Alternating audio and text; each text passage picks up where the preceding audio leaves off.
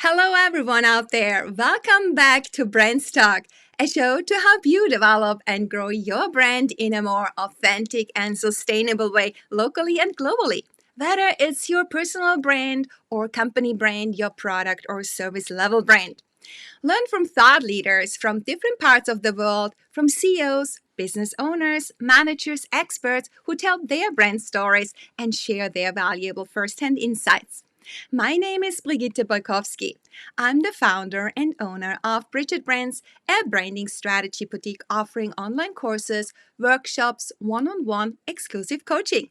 I help my clients and students craft meaningful strategies that effectively elevate their personal and organizational brands so they unleash their full potential and shine. So let's get started and dive with me into the world of brands. My guest today is Dr. Dee Holstine Vander Valk. She brings new and challenging concepts together in open and innovative conversations with clients, audiences, and readers with storytelling, humor, authenticity, data, strategies, and humility. She works with brilliant women that seek to lift themselves and other women up to achieve meaning and impact their lives by uncovering, recovering, discovering, and using the single most powerful tool at their disposal, their voices. Dee is a speaker, consultant, coach, writer, and mom to two teenage boys. She loves her work and her life, and she wants the same for everyone whose life she touches. I warmly welcome Dr. Dee Holstine Vander Valk. Welcome to BrandsTalk. Hello, thank you. Happy to be here. I'm so excited having you as my guest, Dee, today. We only recently connected via the C-Suite network, and I think you gave a talk about authenticity. I did. Yeah, Yeah. and I really loved it because it brought so much attention and an intensive discussion around it. Yeah, so that was really a great introduction, and I thought I have to have this woman on my show. Sounds good to me. Yeah, Yeah, fantastic. yeah. So before we talk all things silent no more, could you tell us a little bit about your background, about your journey that brought you right there where you are now? Well, since we've only got 40 minutes, I'll keep this on the shorter side. I grew up in a small agricultural town in southern Alberta, that's in Canada, and I was groomed to take over a family business, a family corporation from a very young age.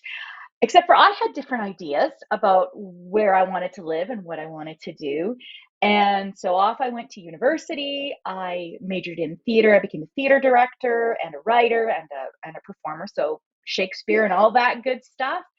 And from there, I realized the parallels between theater and being a director and leadership, and how the two of these things could inform each other and create a really rich space to have conversations and really grow leaders.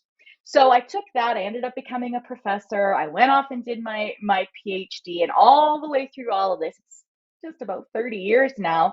I've worked on helping people, and when I say people, in the past, my the people that I touched was a much broader category. I've narrowed that down for some reasons we might get into later.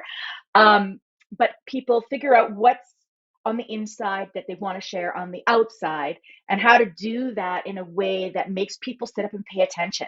So listen, engage, remember, want more, come back for more, all of that sort of thing. So that's the really brief answer. Oh, and I will add that now that I'm on the keynoting circuit, which I avoided for a long time and then just gave up and did, I found myself back talking to so many of the same audiences I grew up around. So I'm talking to supply chain and heavy industry and trades and all of that sort of thing, in addition to a much more diverse group. But because I grew up in this world, I speak the language of this world. And so I, much to my surprise, I have in some ways looped all the way back to my roots, and but with all the stuff I've brought with me since then. So That's there you go. That's beautiful because it's usually all the experiences that we have in life. We somehow kind of loop back where we are coming from. It's usually the way of how it goes, right? And Yep, I it love is. also the combination of theater and leadership because you all Hmm. play a role. Yeah, as a theater, Absolutely. play a role every day and We're every doing it right moment now. right now. Yeah, We're doing it right now, different right? roles we are in. So we come to that a little bit later when it comes to Sure. personal branding and the roles we play. So I would like to look back to when you started your company, when you started Sure. to become your own boss. How was that transition for you? How was it for you to really own it? To were there challenges on the way? What was easy? What was not so easy in this transition of becoming your own boss? A couple of things. One, I learned really early on when I went into the world of working for other people that I didn't like working for other people. Like the entrepreneurial spirit was bred into me. I'm a fifth generation entrepreneur, right? So we're talking back into the late 1800s. This goes back. So I don't think I could have avoided it if I wanted. But so I learned really quickly to actually be really clear with the people that were my employers about my needs. So I look back and my gosh, I was bold because I would say things like, I'm not coming in on time and I might leave early, but you'll still get three times the work out of me that you'll get out of somebody else. So I got away with that shockingly, but towards my sort of mid to late 20s, I started to think about how I wanted my life to look if I wanted to have a family and things like that. And what I knew I wanted was to be able to have the flexibility of working hours that I determined, locations that I determined, that sort of thing. I wasn't thinking global or digital at that point in time. That's later on. Um, and so I ended up starting my first corporation at that point in time. And what the biggest challenge at that point in time was really twofold. One was that I was young, and so, even though I started in the world of teaching and coaching when I was 19 years old, by the time you're 29, you've got 10 years of experience. But people look at you and go, "Did you just start?" Like, and so getting people to believe that there was a body of work and expertise that was what they were buying. That was one piece of it, and the other piece was that I was still working full time. So I was actually working the equivalent of four jobs at the same time and finishing my master's degree and starting my PhD. Needless to say, at that time, I was very single because there was no time for anything else in my life at that point in time. So those were the initial challenges. Now my age and my appearance has caught up with my resume, so I have less of that, less of the explaining to do. But that was actually probably the biggest thing was being taken seriously both as a young person and as a female was so I've had ageism on the other side. Mhm. So I have appreciation for the challenges that come with that for sure. Absolutely. Along with that, I looked up your website Mm, where I found a quote by Shuya Sengupta. It ah, instantly caught my eye. yeah. Too many women in too many countries speak the same language of silence. Your response to that, Dee, is silence no more. Let's learn a new language together, one that Mhm. has a powerful voice. So I would like you to elaborate on that a little bit. Um, what is your vision with that and the mission that comes along? Whew, that's a small question, huh? Yes. So where I live now, which is a city called Calgary, it's a very, very international city. And so a lot of the people, probably 80% of the people I worked with when I was still sort of boots on the ground, brick and mortar here, were were immigrants. And so they were coming from, and I mean my family's immigrant family too, right? But it's just a matter of how many years and location. So what I discovered really early in that kind of work was that these women, it was mostly women that I was working with, and they were professionals, right? So they were doctors, lawyers, dentists, bankers, engineers, highly skilled, Mhm. highly intelligent women who had immigrated for a number of different reasons, but between being, in many cases, ESL, so English as a second language, and coming from a different culture into this space, there were things that were barriers, and sometimes they were huge barriers. There was the language barrier, but before the language barrier was the confidence barrier, the feeling like you that you belonged, that you could actually be yourself, and that you would be accepted as yourself in this frankly very new environment. And so that kind of got me thinking about things. I've had the stories and talked to people, and I love hearing people's stories. That's why you and I connected, because I'm Yes. like, you're not from down the block, this is fabulous, let's join.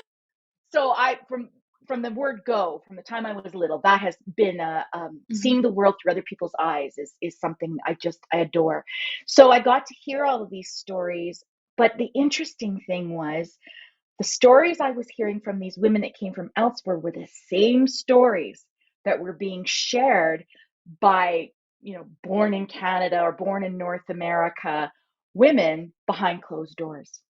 They weren't the things that were necessarily, so this was before social media even really, but they weren't the things that were being talked about publicly. They were the stories, the imposter syndrome, the shame, the guilt, the blame, all those sorts of things. So I could see the one, from the coming to Canada perspective, and I could see the other, the growing up in Canada, and it was the same thing. Mhm. They Mhm. were saying the same thing to each other quietly or to me privately, but they weren't saying it to the world because they didn't feel like their voice had any value.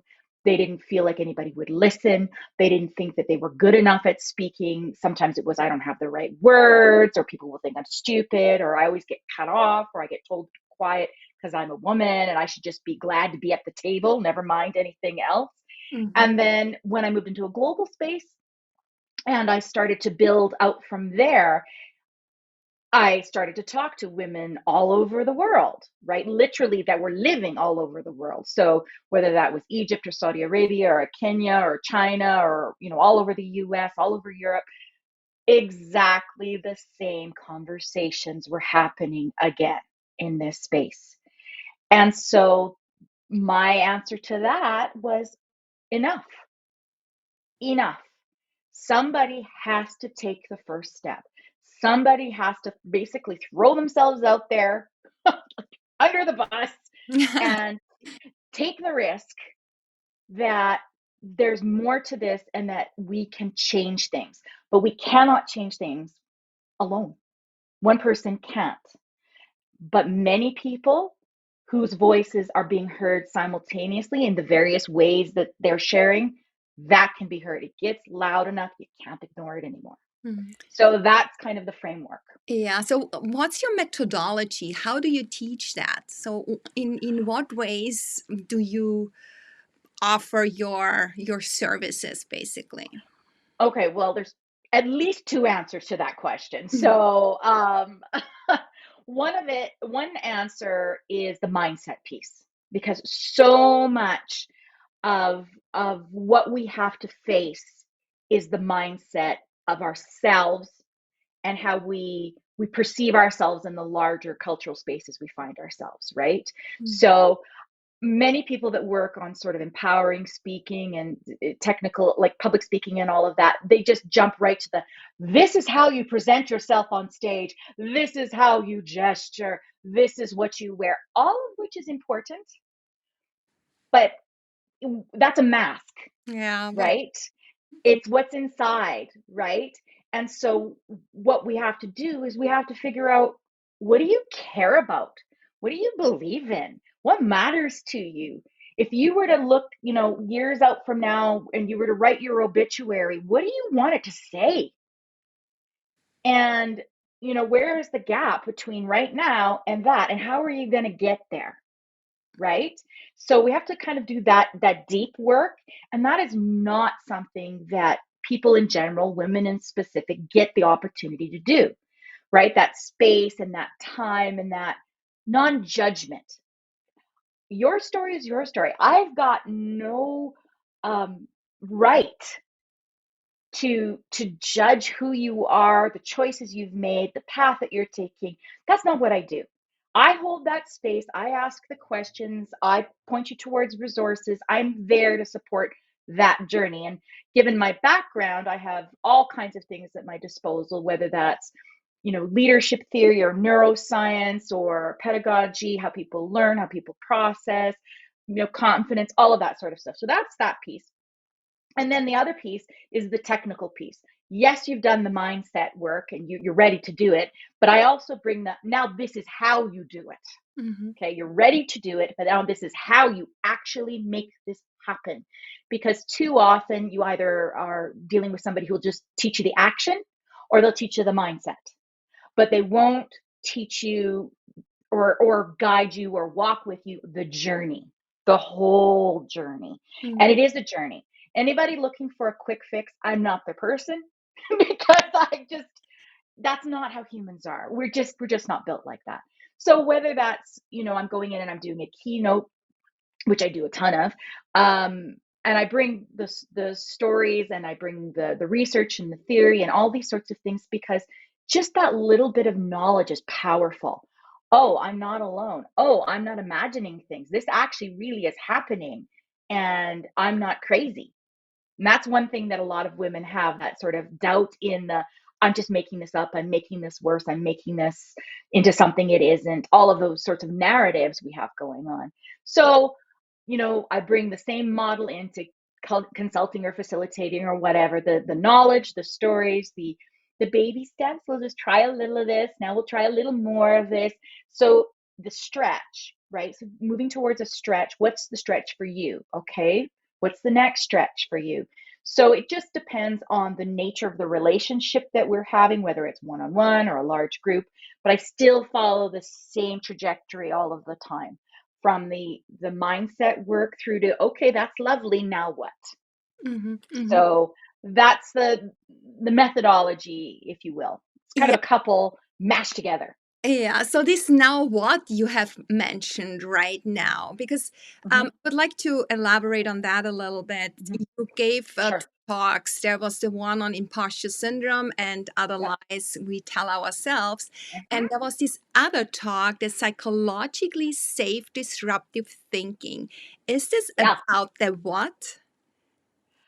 Um, is this about well, I use the model of what, so what, now what through everything I do, Mm-hmm, mm-hmm, right? mm-hmm, And so with the psychologically safe disruptive thinking, we're taking again two big different ideas and bringing them together. And that's what I do. I take different ideas and I bring them together and I say, okay, now what do we see when we do this? It's like picking up a crystal and turning it around and realizing that every twist shows you something different. And neither, they're not better or worse, they're just different. And that's the value in it. So looking at the psychologically safe workplace or space, what is that? What does it look like? And it's attached to authenticity and inclusion and belongingness and all of these ideas, right?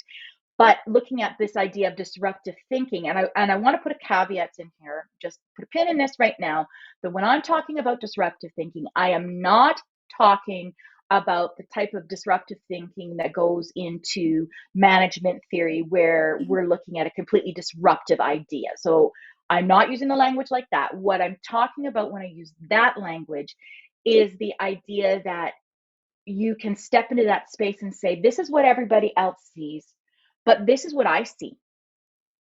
And a dialogue can come out of that, and it's safe to do that. And that's actually the benefit of having diverse people in the room, is that you get much more, going back to the analogy of the crystal, you have much more that people see. And if it is a safe place for them to say, okay, hold on, has anybody thought about what's going to happen if we do this? Or, hey, there's this whole segment of the marketplace that's not having their needs met, why don't we explore going in that direction? Or anything and everything, right? Like if we were to develop our own software in-house instead of having to outsource it, there's a million ways this conversation could go. But having those sorts of outside the box thoughts in a place where it's safe to have them, to me, is the key to the future. It Absolutely. is without doubt. And that's what leaders need to cultivate in themselves and it's what they need to create the space and place for in their teams and their organizations. That is going to be where the difference is. That is going to be where people not only survive but thrive Yeah, going forward. it's where the growth is. Yeah, getting Absolutely. inspired from all these different perspectives that are coming in. You alone can Right. only go that far, but that That's right. brings you to another whole new level. With other Mm-hmm. people in a safe room where you That's freely right. and safely can exchange ideas, also fears and hopes, and what has Mm-hmm. not worked, but out of that you can come up with really creative ideas going forward. Yeah. Absolutely. And just a little trick that everybody can use if they're listening. There's an activity in theater and improvisation called Yes and, which you may or may not have heard of. But what we do often when we hear an idea that's outside of kind of our realm, we'll say yes, but, right? And the minute you say but, you've negated everything. You've cut off the energy, you've cut Exactly. off the conversation. But what if you take and you go, yes, and you take their idea, whatever it is, and you build on it, Mhm. right? Yes, and we could do this. Yes, and we could look at this. And yes, and we could talk to this part of the team. Yes, and we could hire somebody for this, whatever it is. It creates an energy, a synergy, a possibility, a forward movement Mhm. that it's like it's one of the first activities you do in improvisation in theater, but it's incredibly powerful in a space where you want to create that safety and that innovation simultaneously. Yeah. So there you go. There's your tip, everybody that's listening. Write it down. Try it out at your next meeting. Yes, and so inspiring. Yes, and Absolutely. Great. Um, Dee, you figured out very early in your life that, first of all, you loved words. Second, words had power. mm-hmm. Third, girls using words powerfully weren't rewarded. Okay. Fourth, you had a choice. Yep. And you could be the option A, to stay silent and being liked. And there's the other option, being heard and maybe being unpopular, right? So Yep. you chose option B Option because B. you're courageous. So, what advice can you give to young girls to be as Mm. courageous as you were to choose option B? Number one, accept the fact that not everybody's going to like you, and that's okay. Mm. That that's fine. In fact, if everybody does like you, you're probably not being you. That's probably what's happening. And so it's a cost benefit sort of thing. It may feel good in the short term to be feeling like you're included by pretending you're somebody that you're not, by being quiet, by saying the same sorts of things, being compliant, whatever those sorts of things are. But I'm here to promise you that you will pay a price. Hmm. You will pay a very high price for that. I now deal with women that are around my age who have chosen that A path and are now at the middle of their life. And COVID didn't help because everybody got time to sit with themselves and think about things in a lot of cases. They're realizing that the life they're living is not the life that they want to live, nor is it a reflection of who they believe they are. And so, how do you get out from underneath a mountain, right, where you've created a whole life, lifestyle, world, identity, expectations from other people, and it's not where you want to be? How do you get out from under that? And that's part of the work that we do, but you can save yourself a lot of that. And I'm seeing this happening younger and younger, so the women I'm working with are younger and younger and younger in many ways, by doing the work to figure out a who you are independent of family, faith, culture, and community, right, the expectations that are put on you, and who you are, and that not everybody's going to like that, and that's okay, because you get one life. Yeah. You get one life. And the other people that are judging you and telling you what to do, they get one life. But they don't get your life too. They get their life. And that's a hard thing to do with, like I said, family, faith, culture, and community. I know I have been there. I have been the person who went against the grain. And when I went to university, my dad wouldn't talk to me for 2 months because I went to university. I went to university. That's not a bad thing. But yet, that's what happened. So that would be the advice. The number one thing I would say.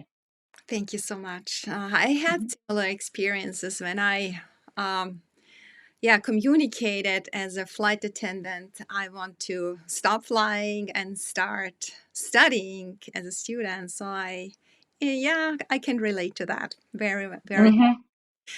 good. So, yeah, so your answer ties very well into my next question. You are Oh, an hey. innovative research and expertise based teacher, speaker, facilitator, consultant, coach, and writer. So, Yeah. you are a woman thought leader, definitely.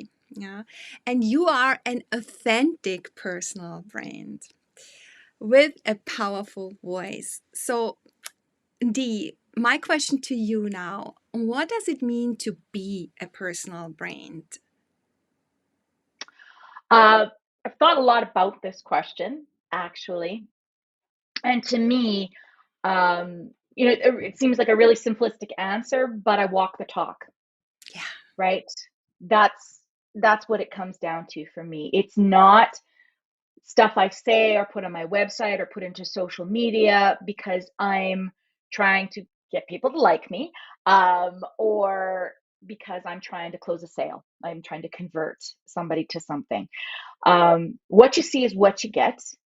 Mhm. And so there's nothing hidden. This is exactly who I am. This is exactly what I offer. This is exactly why I offer it. And so anybody that works with me or for me, um, that's something, frankly, I screen against, right? Because there's an alignment piece as well. We should be able to be authentic together. And yes, I'll help you with that journey. Absolutely. And I'm honored to do it. But there's a level of commitment to the authenticity, a commitment to being present, frankly, a commitment to learning and going, oh, well, that did not go the way I imagined or planned. Okay, new plan. Mhm. So for me, being a personal brand means being the person, myself, that I present to the world and that I present through my relationships and through the products that I offer and services I offer. Mhm. So Because, yeah, and that circles back to what you have said before. You will not be liked by everyone. So you nope. are going to be in alignment exactly with those people that like That's you. right. That's not That's right. to be everyone, right? That's Okay. right. Any tips or helpful advice of how we can powerfully strengthen our personal brand? Well, of course, speaking from the perspective and lens that I use in my work, Mhm. it is doing that sort of deep work. What are your values? What is your purpose? What is it that you want your life and subsequently your brand to do? What's the legacy? And that's a word I use a lot in my work. What is the legacy? What do you want to leave behind when you and or your company are no longer here? Right? And so digging into that, figuring out what those answers are, and not just having it on a page on your website, which admittedly I do have a section that says, my values are curiosity, number one, hands down, no question. But not just the lip service, but internalizing that, accepting it, and then everything you create and everything that you do starts from that spot and moves forward. Listening to your intuition, if it doesn't feel aligned, is not aligned. It will never be aligned. You might be able to squish it into the box and send it out in the mail right now, but promise you, I promise you, there's going to come a reckoning day when you have to face that, you pushed something that wasn't authentic, it wasn't aligned, and now you've got cleanup on aisle 7 kind of thing. So that would be what I would say. Comes back like a boomerang, right? Oh, it Yes. sure does. It sure does. And I'm sure we've both got stories about that. Oh yeah. So so yeah, that would be, always doing the brave thing, Hmm. right? Because people are watching. Young women are watching. The women around you are watching what you do. They're listening. And you will become a leader, whether you choose to be or not, by the actions and, frankly, reactions that you have in these spaces and interactions. Mm. Talking about actions and reactions, are you willing to share any experience that was a major learning for you, a setback that was important for you growing from it going forward, and in hindsight offered a huge opportunity? So, an action that you set, or an inaction, which also is an action, basically. Yes, it is. Yeah. So, is there anything, a detour that was significant in the way that it shaped you and continues to shape you, perhaps? Oh, happy to share. Love to share. Mm-hmm. Everything's out there in the open. I had there's lots of answers I could give, but the one that pops to mind right now Yeah. is um so I've had three corporations. So before children, after children, and then when I moved into a digital global space, I had to reinvent things for a different marketplace. So in between the first and the second, no, actually the second and the third, I was again working by contract. So I was kind of an employee, kind of not. That's how contracts work. With a place that I had long had a relationship with and knew the people. It's a very sort of it's a small community globally that do the kinds of things that I do in the way that I do them. So I was in this space, and I wanted desperately to be included. I wanted to be Oh. part of Mm-hmm. this space. But as it happened, everybody that was already in this space was had been there forever. Like I'm talking about since they were kids, forever. Like forever. And they were all 10 to 15 years older than me. This was not only sort of a career, but it was a lifestyle, a vocation, a calling, right? But as it is for me as well. But they were very insular. And so, even though they knew me, they knew my work, there was no question there. I had originated in another community. I had joined their community. So, like literally different cities kind of community. I had joined, but there was always stonewalling. There was always these walls.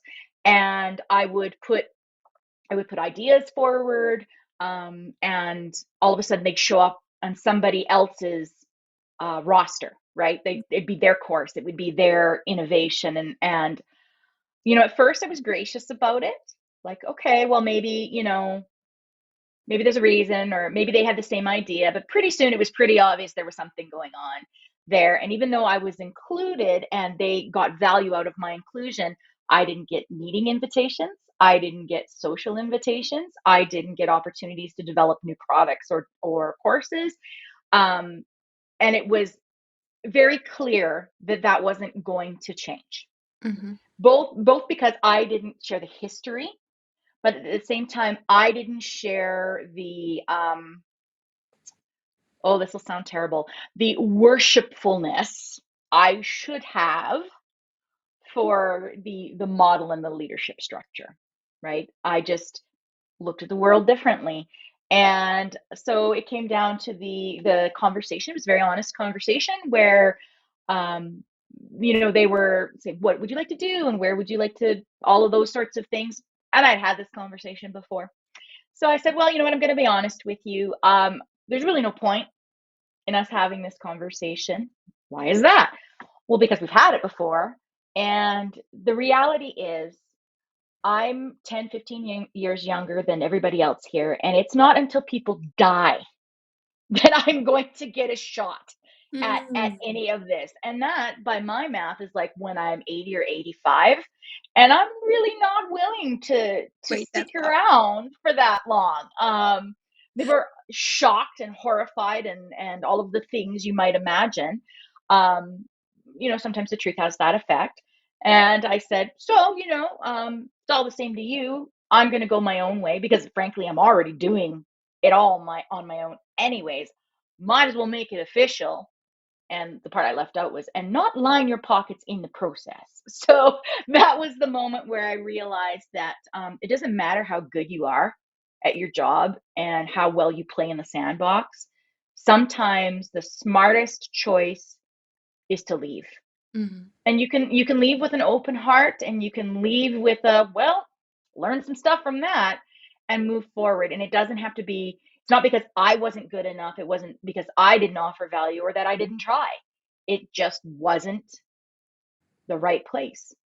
Mm. And so it took me a while to get to that, but I got there. And I'm proud of that. I'm proud of that because when I relayed that to people in my circle afterwards, there was a sort of, you said that? You actually said it? And I said, well, yeah, I wasn't rude about it, but I did say it Mhm. because I had to. Mhm. Yeah, a very bold move that you did. And Yep, could have something, gone a lot of ways. yeah, I mean, you opened up room to do something new and let something go that was not supportive anymore, right? That's right. Yeah. That's right. I have one more branding question to you. Okay. I love your company name. You call Ah, your company Tea with D. And I would like to know whether there is a brand naming story behind. there is a brand naming story behind Yes, it. tell us.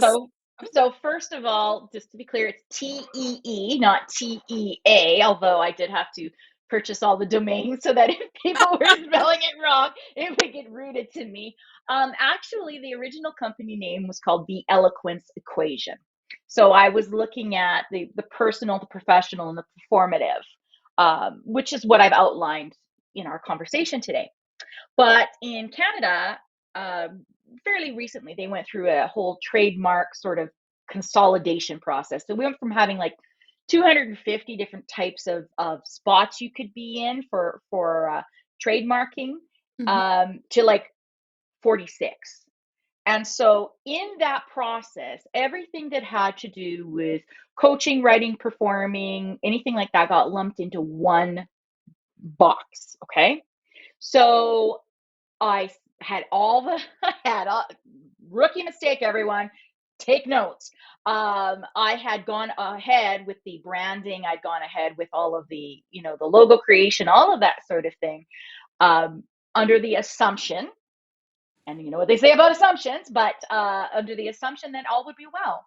So imagine my shock when they came back to me and said, "Sorry, you can't have it." And the reason was there was a woman she's not a corporation, she's just a sole proprietor in Quebec, which is one of our provinces. She runs a company called just Eloquence, and she helps people with their writing projects, which of course has nothing at all to do with what I do. And so even though so she had eloquence in her name and I had eloquence in my name, and because of this collapsing structure, they lumped all of what we did into one category. So there was no way to say, well, this has nothing to do with that. Mm. So they said to me, you can't have it. So I'm already thousands of dollars into the development of this situation. And so crying was was what I wanted to do, but I didn't. I remember I got off with the lawyer, and I sat right where I am right now with my teacup, going, "Okay, what do I do now?" Right? And after about an hour of basically just sitting and staring at nothing, I took the letters from the eloquence equation and I collapsed them, and I said, "Okay, T," and then my name, D, T with D. Perfect. Okay, I'm a like huge tea aficionado, and there's so much I can do with the rhyming, the catchiness, the concept of tea gardens, tea tables, tea houses. Like there's just so much room to play, and because I'm a word person, I love doing that. So I called up the lawyer and called up everybody, the designer and stuff, and said, what would it take to make this happen? Luckily, the designers were very gracious about it and said, really, we're just changing like everything's been decided, the palettes, all of that. So we can just change out the script, right? We can just change what it says. So it was a very small project. Of course, the legal fees are the legal fees, and there's no mercy there. So I had to go through that process again and get copyrighted. But yeah, that's how it ended up happening. And once I went to the TEE, I realized there was room for me to move in terms of what those letters now stood for. Yeah, And so after a whole process, I ended up with transformation and empowerment through expression. yeah, I like that because your first option that you actually wanted did not work out and you were so desperate brought you to something much better. Yeah, Oh, absolutely. I mean, I consider that to be the universe looking out for me that day, that, for sure. yeah, Yeah, yeah, for it sure. did, definitely. It, Okay, Dee, we are at the end of our look show. at us. But before, I would like to do a quick word rap with you. Okay. Can So you this give is me? new to me. I know you mentioned this, but I'm like, I don't know what this is. Yeah. So So let's do it. I want to have quick and short answers I'll on try my best. specific terms. Okay. All right. Silence, Space to listen. voice, Connection to world. women. 51% of the planet. Yeah. Disruptive thinking, Thinking that doesn't rely on accepted norms and conventions. beautiful. And last but not least, brains. Ways of conveying your beliefs and value offer to the world. Thank you so much. Great. Did I Dee, pass? Did I pass the yes, word you rap? passed the test. Fantastic. A, Awesome. A Thank you. plus. Yay. So, Dee, where can listeners find you if they want to get in touch with you? Ah, yes. Okay. So as I was mentioning earlier, it's TEE. All right. So it's the standard www.tee with D. Just the letter D. Don't put DEE. That throws people. .com. So TEEWITHD. Good. .com, twithd.com.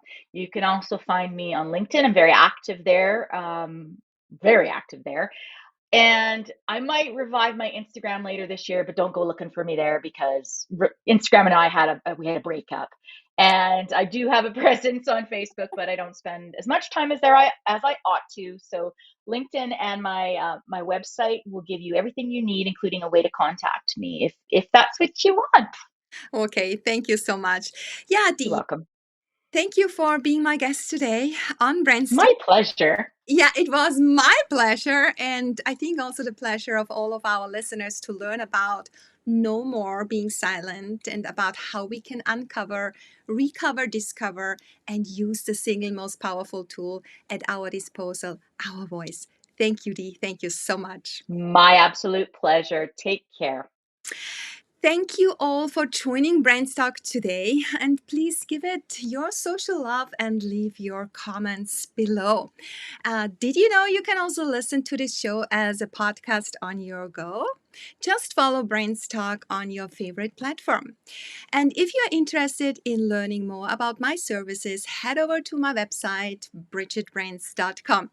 I hope you will join me again when we dive into the world of brands, live or by having me in your earbuds walking the talk. Bye for now. Let's shine. You deserve it.